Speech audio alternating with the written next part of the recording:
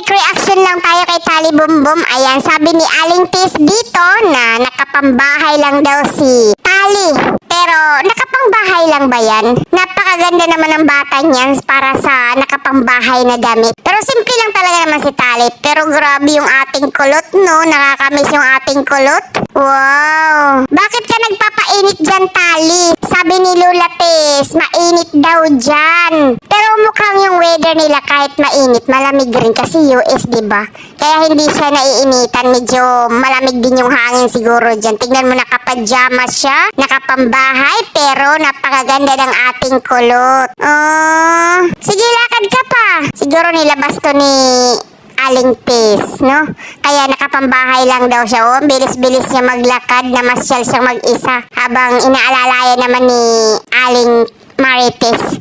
Siguro si Aling Marites wala siyang work dyan. Talagang nagbabantay lang siguro siya kay Tali, no? Kasi walang maiwan kay Tali kung ano di ba?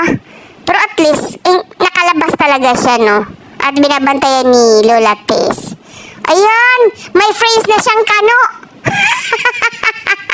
Kano yun, di ba? May phrase na siyang kano.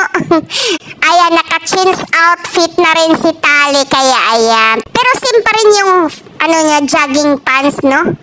Yung damit lang yung pinalitan yata ni Mami Tess. Oh, ang ganda ng ating kulot. Well, nagsasaya lang naman talaga sila. So, yun lang po yung quick reaction natin kay Tali Bumbum, ang ating kulot. Okay, bye! Love you!